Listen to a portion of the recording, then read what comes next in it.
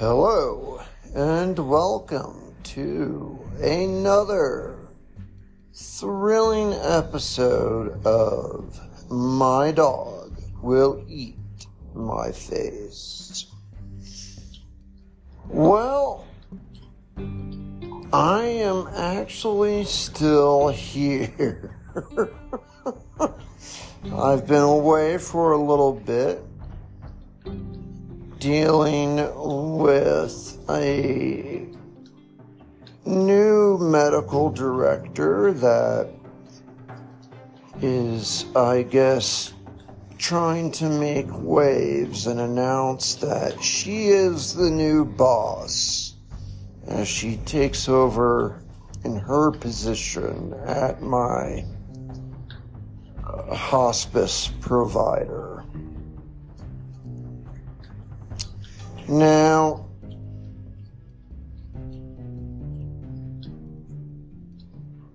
what has since happened, I guess since when I last broadcast, is we actually did conduct a quote-unquote family meeting with the good doctor and my nurse to discuss, I suppose, what her thoughts were and what was at hand for me. Some of it is not in the slightest bit surprising. Some other parts of it, I guess you could say, were surprising. I will end the suspense immediately and say, no, I was not kick-dropped out of hospice, as was my ultimate fear. Now, that may yet happen, as I will soon explain, but at least, as of this moment, there is no change in, I guess, my status.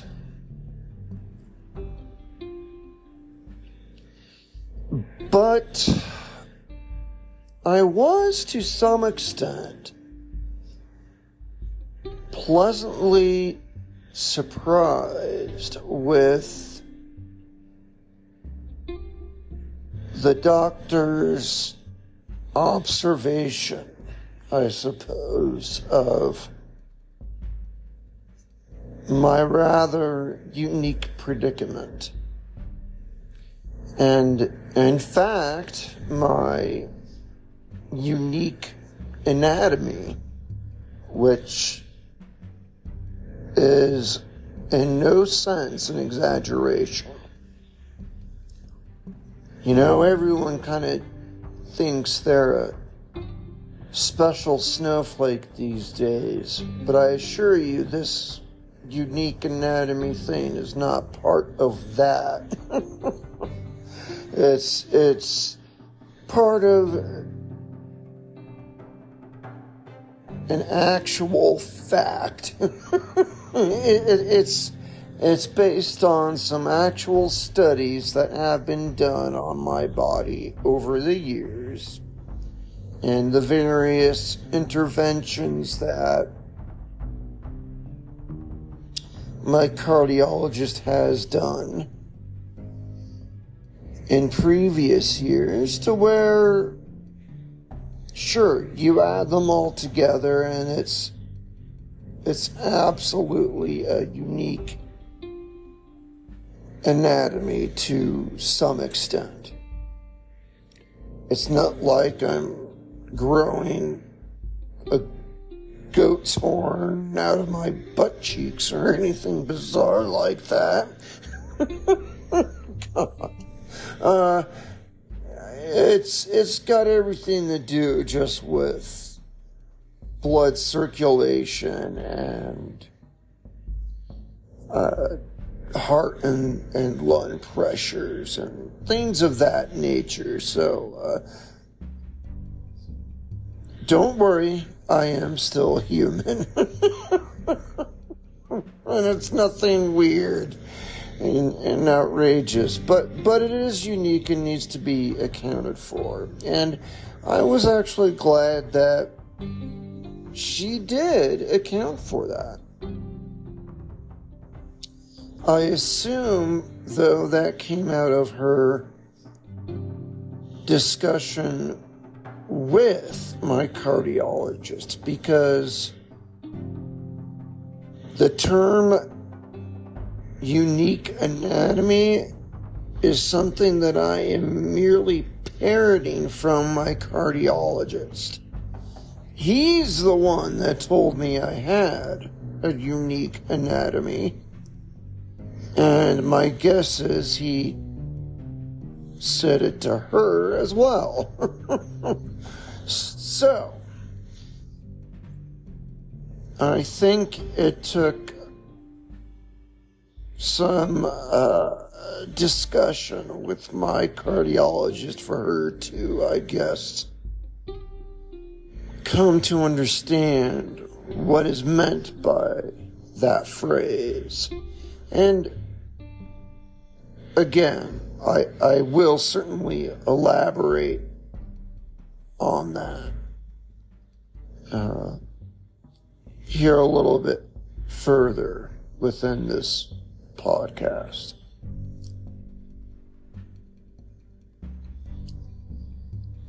But fundamentally, at this time, nothing has changed. And while that in and of itself is comforting,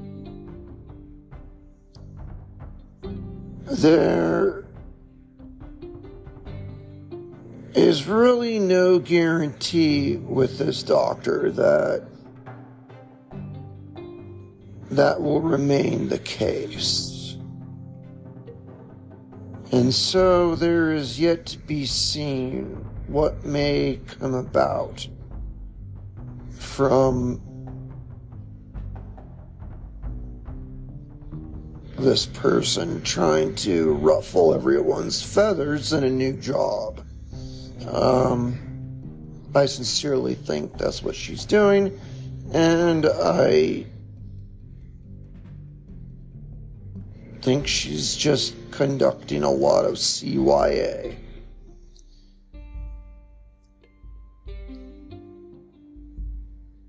And I will most certainly explain to you, the good listener, why I think that.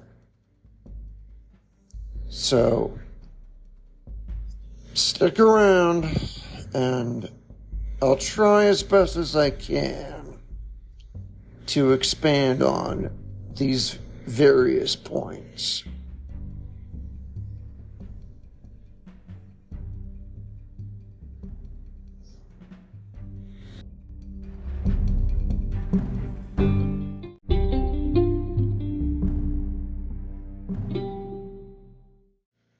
So allow me to begin with just a little bit of history. If you've been a listener for some time, I'm sure you know all, if not most of this already, but bear with me. I'm certain that when the new medical director spoke to my cardiologist, she was told at least some, if not all of this, perhaps more even, I don't know. But based on her veneer when I first met her to how she was subsequently in a family-wide discussion, she seemed to have picked up some very lucid points that likely came from my cardiologist, who was my cardiologist, mind you, for years and years, well before I was in hospice, and he knows my body very well. He's done interventions, he's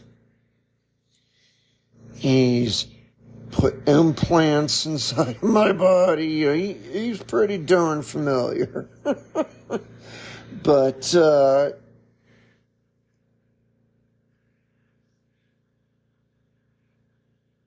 I'm sure that he had a lot of splaining to do, Lucy, so to speak, to this doctor. So, it all goes back to the beginning, as all good books do. Bad joke, sorry. I didn't mean to get biblical there. But it does. It does all go back to my very beginning, my birth. When I was essentially born without a right pulmonary artery.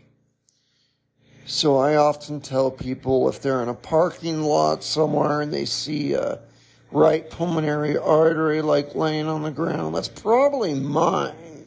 So they should probably bag it and bring it to me. Anyway,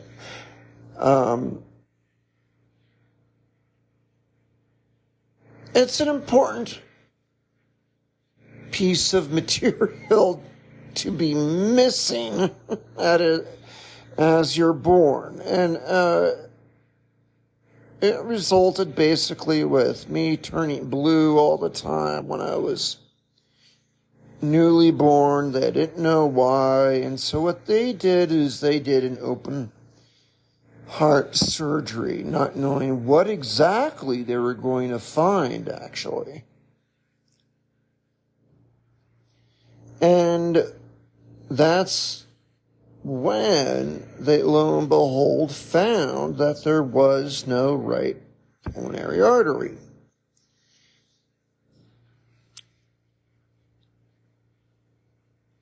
And they sort of had to scramble in the lab on what to do about it, because the usual procedure back then would be to graft an artery or a part of an artery from another part of the body and place it to where the missing vessel should be. But I was born premature, and I was so small, my entire body could fit in the palm of your hand. I was told this, mind you. I have no recollection, obviously, of this. I was a baby. Give me a break. But I was too small for a graft, so what they had to do is quickly assemble an artificial shunt to implant where the artery was supposed to be, just using material they happened to have in the OR. And lo and behold, I was one of the very first people on Earth to get a fully artificial implant. So I'm told. And That seemed to help, but I grew up with this implant. And to this day, as I talk to you now, that same shunt is still there. Last I heard, it's actually even still working. But it's very old, obviously. And it's something made for a 1-year-old, maybe. Not an adolescent even, not a teenager, not a 20-something, not an adult male. Okay? So, right off the bat, it's too small. And it's been highly calcified and kind of encrusted over the years, over the decades it's been there. So there is remarkably, last I heard, and this was maybe actually up to 10 years ago. So it might have changed since then, but I don't think it's changed. I think I'd be dead if it changed. But there's still a blood flow through it, but they had no opportunity to, say, balloon it or expand it because it was just so brittle and calcified that they were afraid if they were to just nudge it, it would just fall apart and bam, cardiac arrest. So I grew up with this piece in me getting older and older, too small and too smaller yet as I got bigger. And that obviously resulted in an enlarged heart and somewhat underdeveloped lungs. For example, my lower lobes of both lungs are still very underdeveloped, is how I would describe it. There is a lower lobe, mind you, but it's not much. There ain't much to it. So it's been a challenge to my body to grow with that. Later, much, much later, decades later, my cardiologist found that I had a protein C deficiency. And what that does is it creates anomalous blood clotting and occlusion in blood vessels that can render them pretty much completely blocked off. And at the time,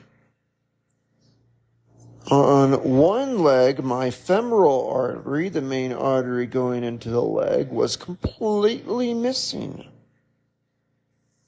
And in the other leg, it was still there, but it was completely occluded, and from what he could tell, was slowly being reabsorbed by the body, which is likely what happened to the other leg's femoral artery.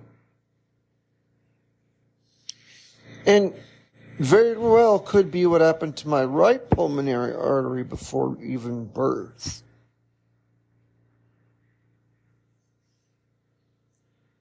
Now, for decades when I was growing up, I don't think they even had such a thing discovered as a protein C deficiency. So they That's more relatively new science that's come about to discover that. So at the time, they really just didn't know what the heck they were dealing with, and they were just winging it.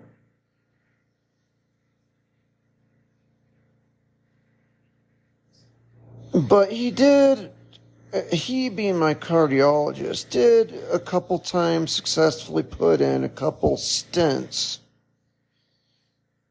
to improve the blood flow to my heart and lungs. And then another study, an atomic study showing perforation of oxygen into the lungs at another facility, showed that one lung was working fine and the other was basically not there. I have both lungs, but one lung, it's only getting oxygen perforated to maybe the top 10% of the lung. And that's it. So I'm also living off of one lung, basically.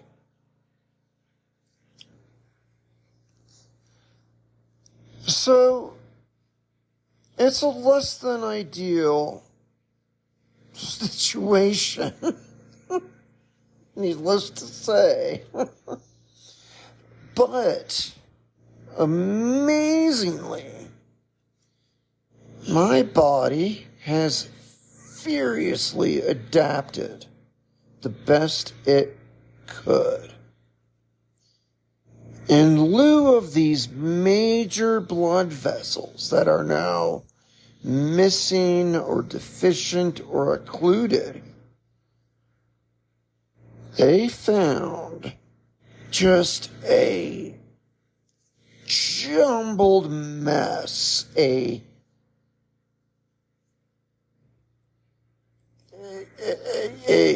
just cobweb-like mass of peripheral blood vessels, that's what they called them, that my body had generated on its own over time to make up for the loss of blood flow and oxygen to my body. It's both in my legs, they saw it, and also in my chest around the heart and lungs. And they showed me scanned pictures of this, and it just literally looked like a spider web, just like this mess, this menagerie of tubing and just a total mess, a jumbled ball of blood vessels going every which way and then the other, and just a mess. So that's remarkable in my opinion. My body adapted as best as it could to these conditions. And it was probably that adaptation that led me to live a relatively normal life for most of my life. I went to school. I went to PE. God, I traveled much of the world. I've done many things. I'd fly.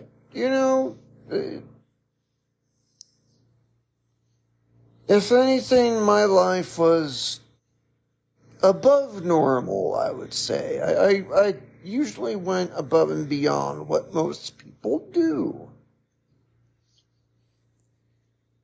Not the antithesis of being relegated back to a bed or immobile or anything else of that nature. But my cardiologist worded it to me very simply. I am absolutely no candidate for surgery and any further intervention. And that's for two reasons. One, the pressures in my heart and lungs are so high. The mortality rate is just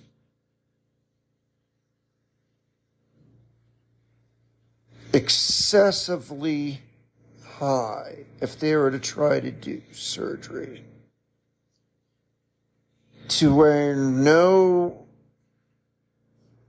reasonable, I guess, but then in quotation marks, surgical team would dare cut into the area around the chest for fear of that causing my immediate death.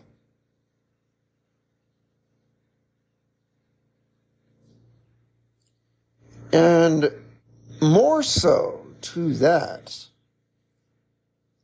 the peripheral blood vessels that are just caked around these areas, they have no idea what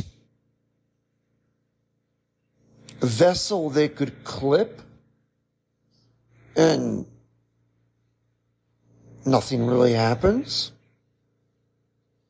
Or they clip it, and then I go into immediate cardiac arrest.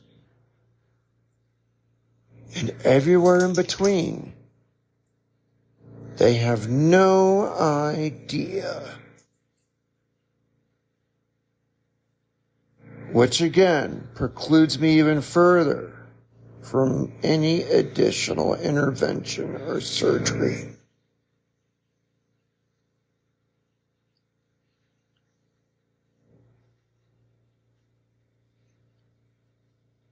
And to underscore it even further,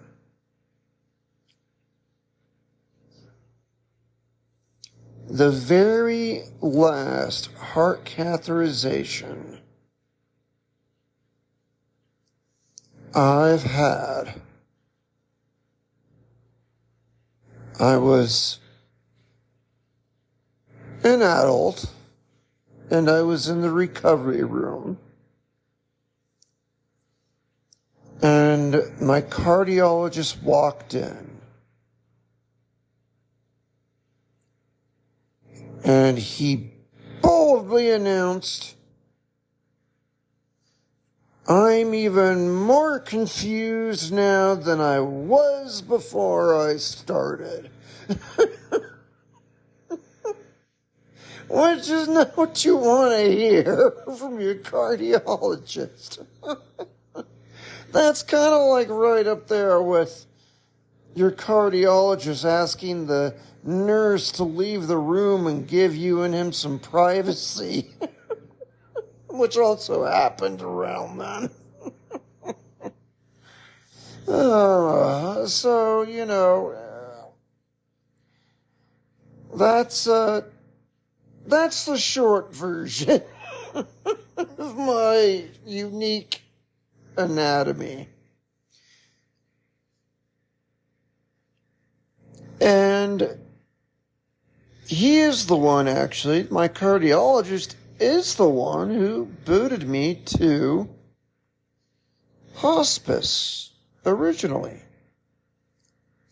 And he even did explain to me that they find that when people get put in hospice, they actually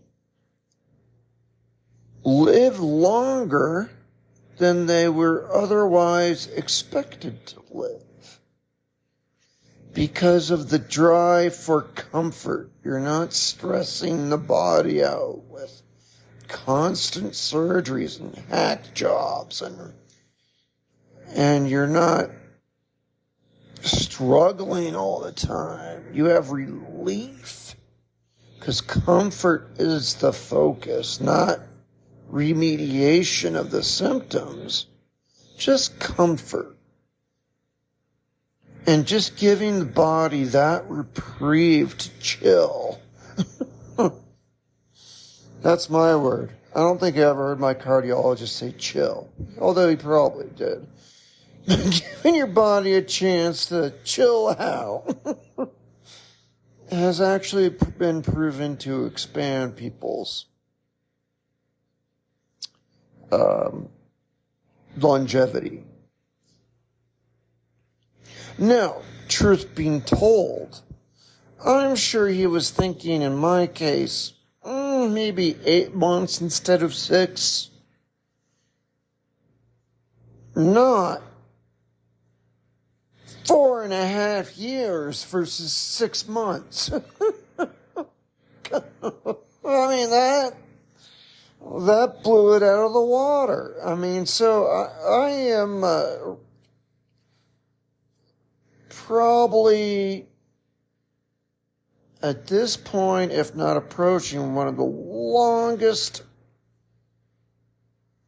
denizens of hospice care that has ever been.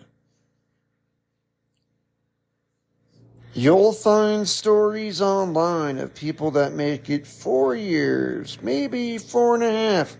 Well, I'm slowly approaching 5.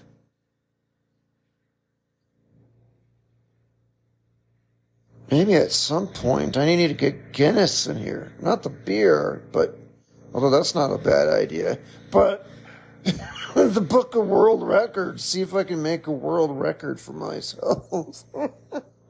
Longest time in hospice without croaking. So, that's the history and where we are today.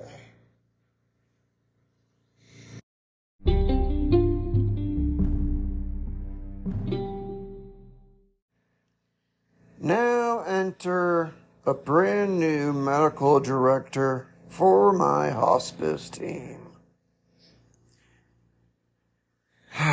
She immediately met with all the long-timers, the folks that have been in hospice for a very long period of time. Now, I actually don't know if I'm the longest one they have in hospice, but I'm in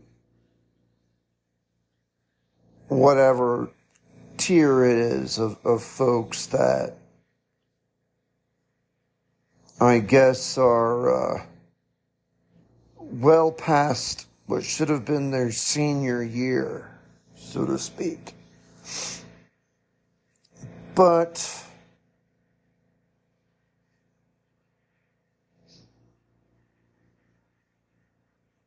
she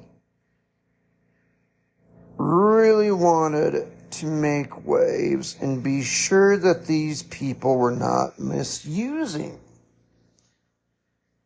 hospice with Medicare because it's so heavily regulated, she said.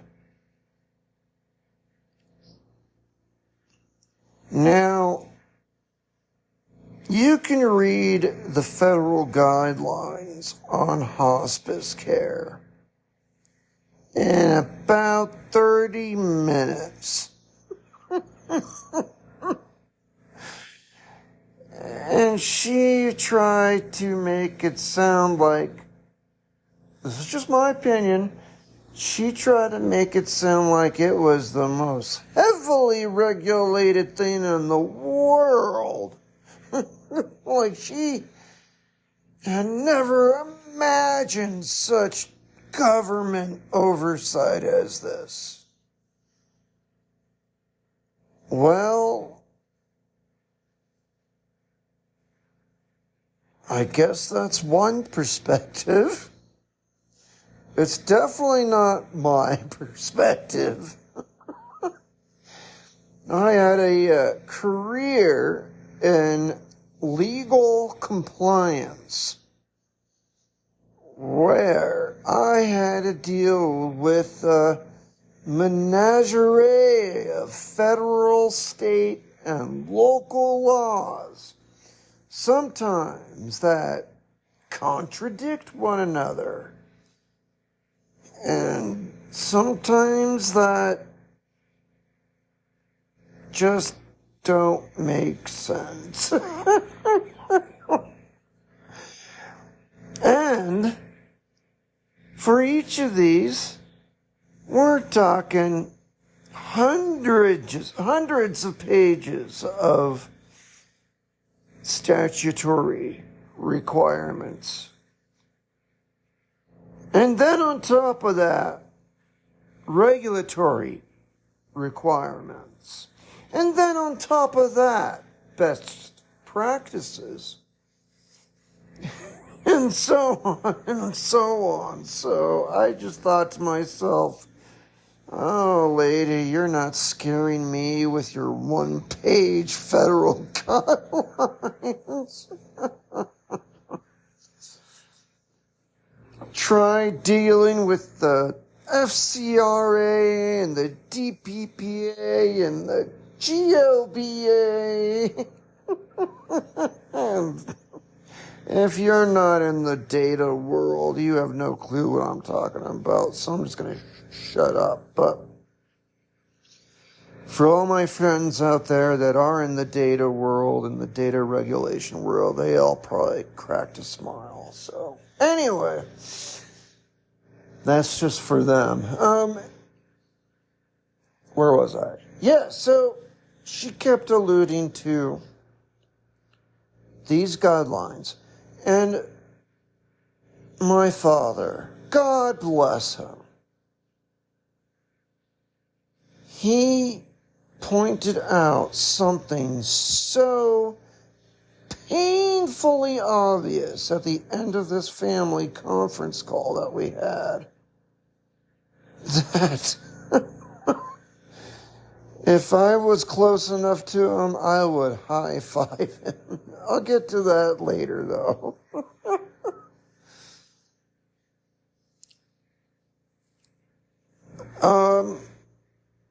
What she said, simply put,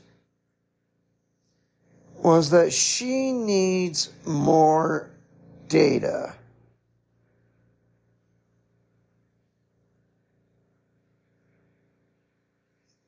And sure, that's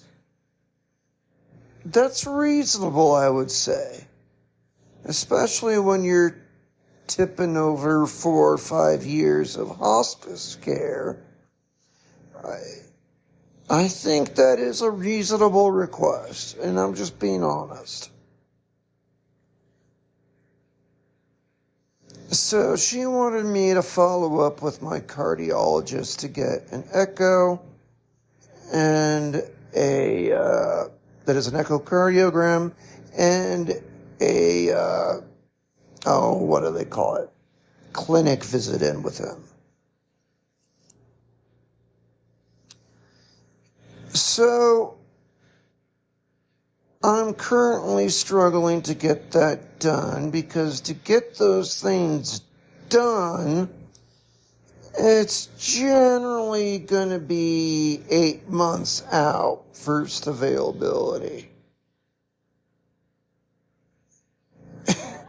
So I don't know what she's thinking. Like, I can just call up my cardiologist and make an appointment as though he's my PCP or something. I don't know, but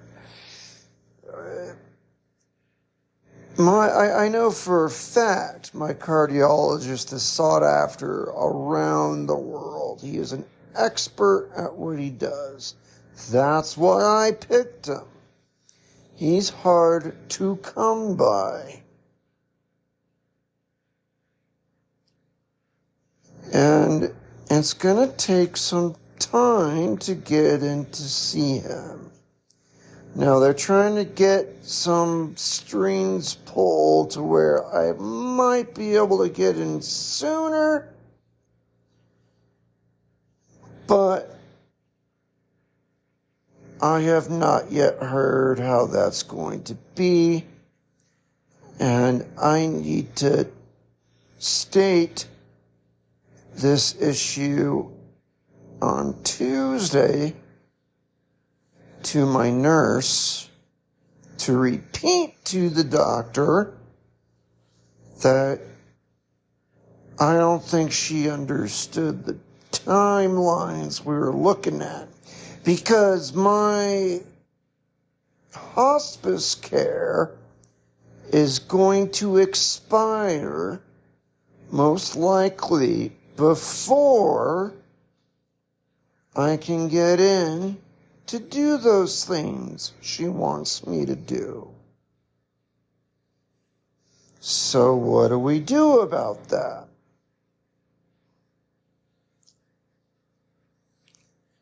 And that's the first problem. Now, the other thing is of course I've been following my cardiologist. For years I've been following him. And he is the one who put me in hospice in the first place.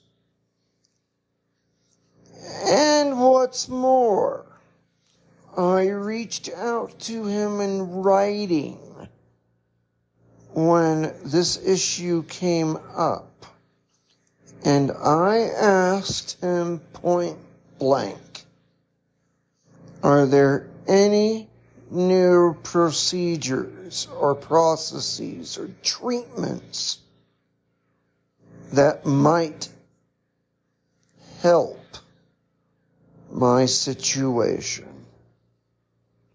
Because if there are, that's a whole other game I'm playing. If there are, then I want to hear more about that, independent of this hospice doctor or anything. Obviously, I don't want to keel over and die. So, yeah, independent of any of that, I'd love to hear more about that, if there's something out there. Sadly, the answer was no. He wrote back in writing, he said, no, there are no new treatments. There are new medications out there, but considering your issues, again, my unique anatomy, mind you,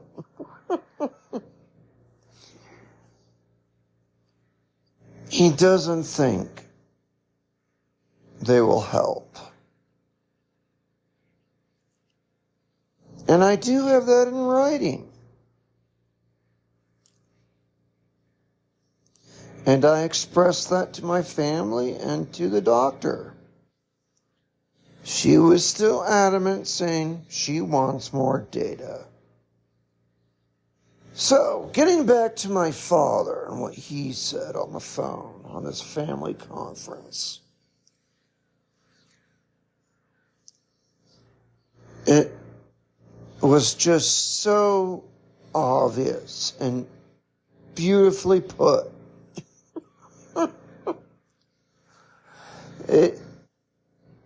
I wish I recorded it.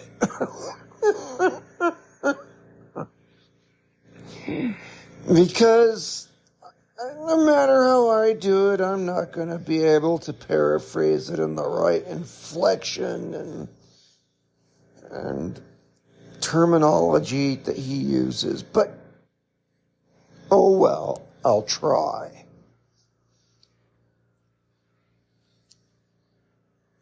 He said, this all sounds like a bunch of busy work when we already know the answer.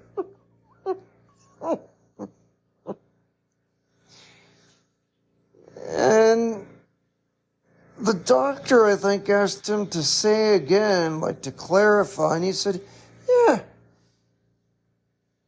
he already emailed his cardiologist. He knows the answer. Why are we going through all this hoopla when we already know the answer? Why is this any different from the past 4 years where every single time the certification was renewed? It's the same situation. This is a bunch of busy work when there's no change and we already know the answer. And you're making my son go through all this stress and figure out how to get there and to carry oxygen with him and get home and all this other logistical nightmare stuff you're taking for granted and making him do all this work and stress, which is the last thing you should do to a heart patient when we know the frickin' answer.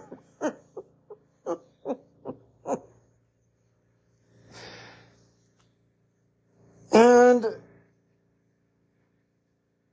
I gotta tell you, the doctor's response was not very impressive.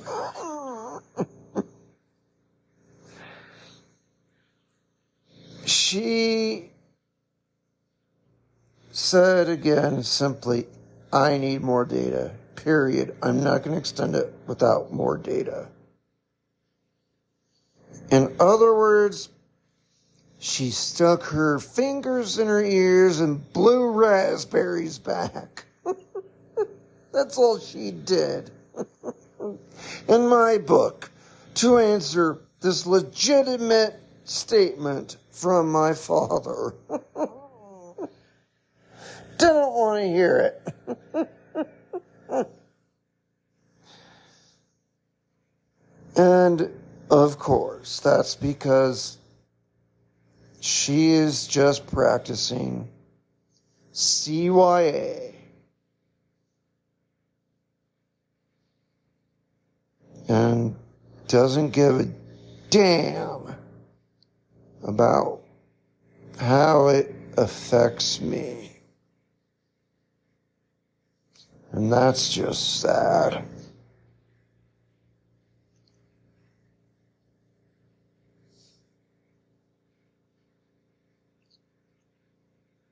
So,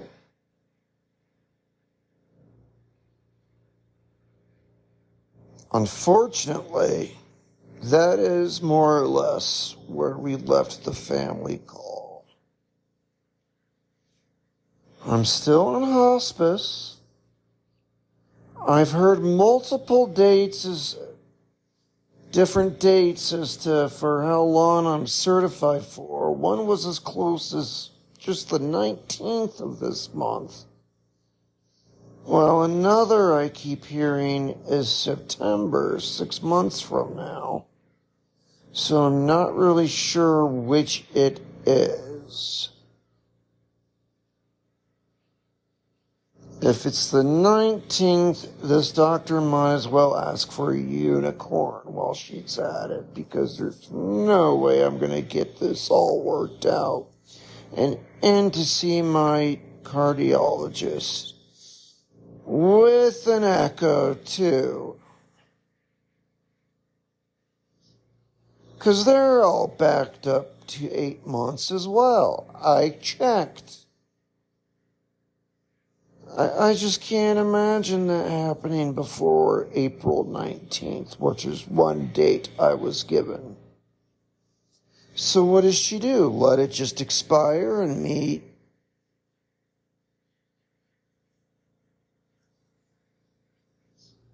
I don't know. Lose all my medication and I don't know what. Die? I don't know what. Does she renew it just one more frickin' time to get to the data that she wants to get? I don't know. To me, that seems like that might be worth it. Because then she could have her cake and eat it too. But if she's refusing to even do one little renewal just to get the data she wants, then I don't know where that leaves us.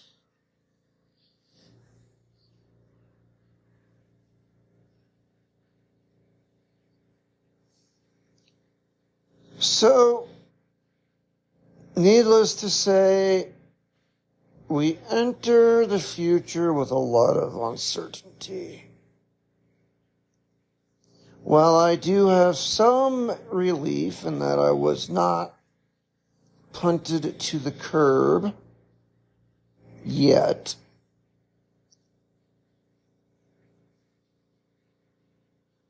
I've been sworn to by both the doctor and my nurse that they won't just leave me hanging. They will make sure I get my meds somehow. And palliative care, if that's what is necessary. But a lot of questions,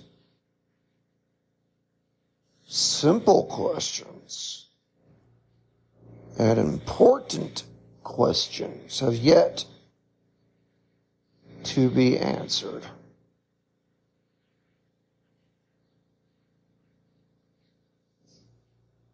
So, me, being me, of course, ended the call with a very familiar quote to me. You all know how I love quotes from people, and I pepper them in my brain for certain meanings and motivations and references.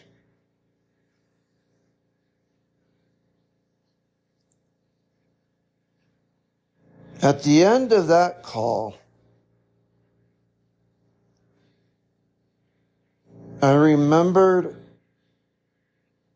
one such quote that relates to uncertainty, the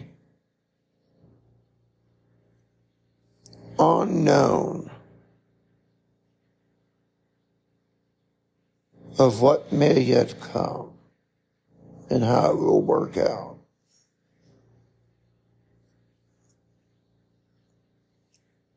So I said, the decision will come from God, the God of battles. When He lets fall from His hand the iron dice of destiny.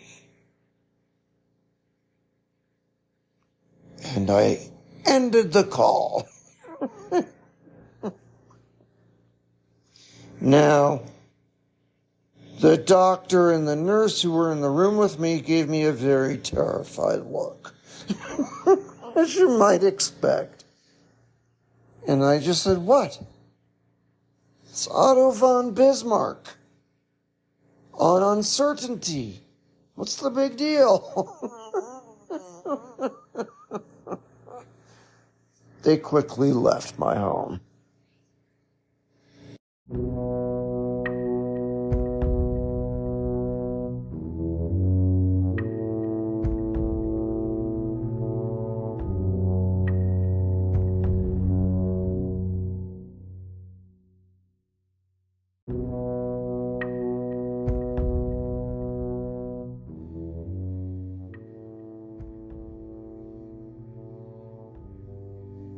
So there we have it, folks.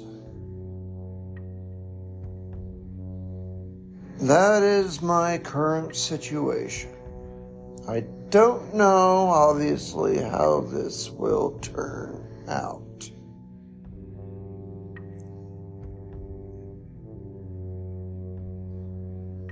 But at least I can say today is okay.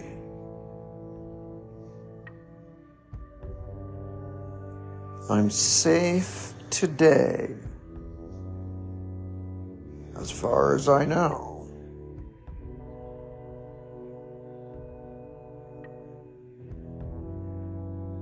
But I don't know how this will shape up.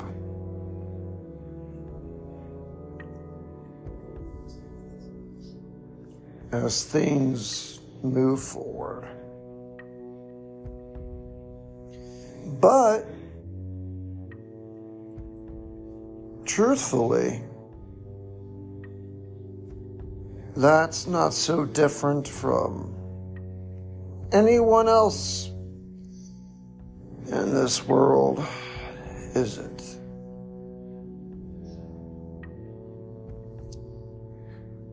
But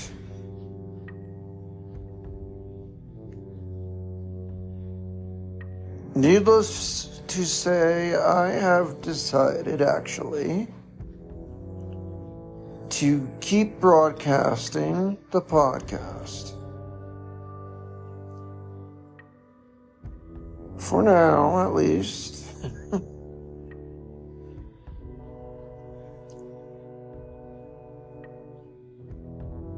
I know I was unsure if I would pull the plug on it or not. But, truth being told,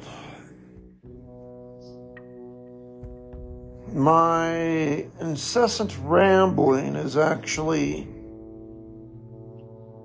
therapeutic for me. More so than any other benefit, I would say.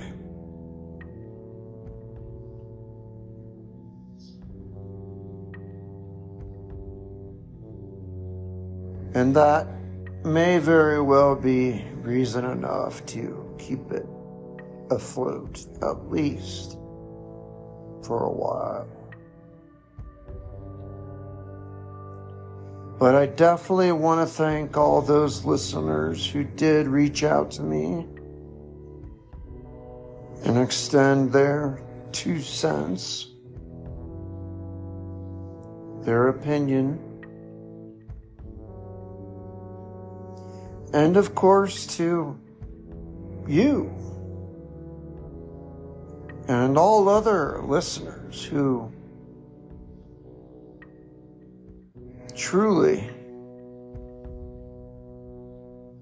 at least give me some sort of voice in this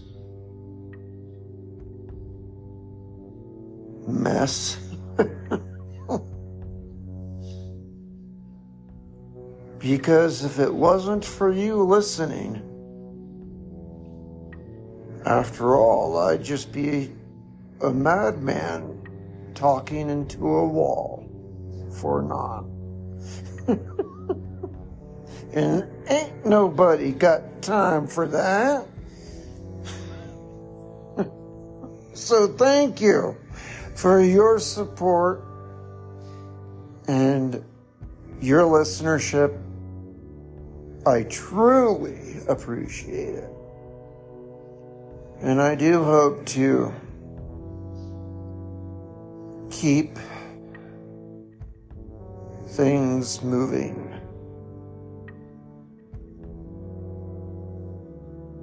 As I navigate what appears to be totally unmapped territory.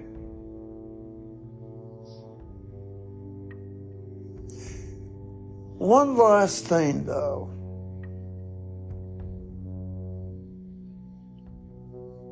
My doctor, that is the hospice medical director,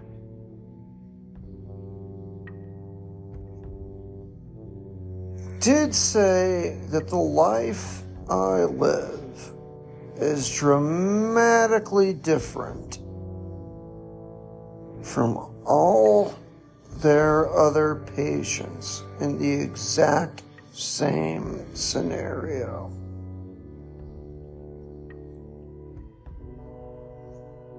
And she credited it. Gosh, say that 5 times fast. I'm not even going to try. She credited it with, sorry, was she described as my grit and just sheer strength, which she said is something she had never seen before in her life. Well, that is a compliment, I suppose. I know it's not entirely true.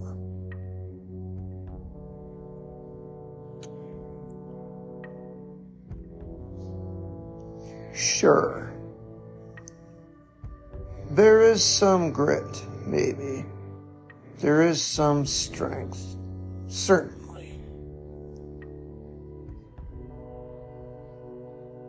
But it's not just me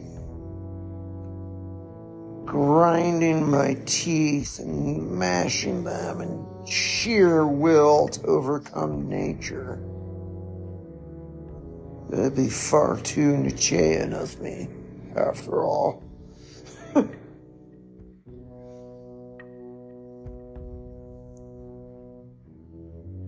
I think there's a lot more to it.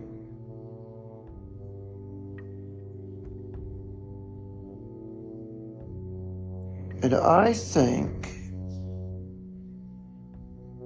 the biggest factor that has allowed me to live a different life, despite my limits,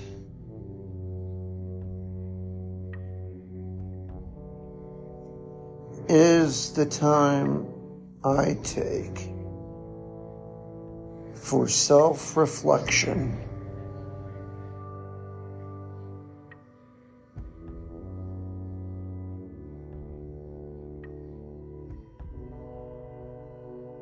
And studying those who had long since come and fought and died before me, and seeing what I could learn from their example.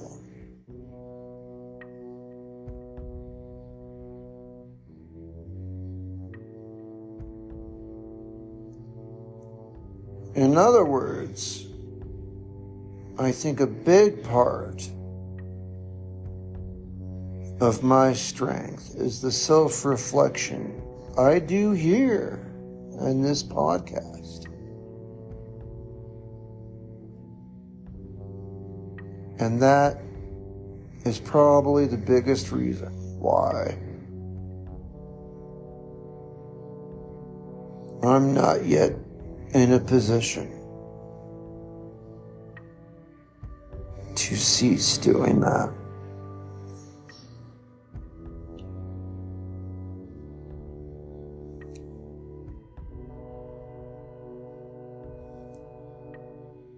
The future will yet see how this turns out.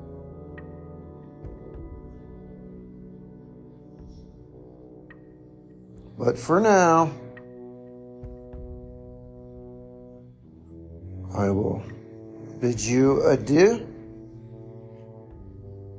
and hope to speak to you again soon. Perhaps with maybe even just some sense of good news. Because I'll take whatever I can get.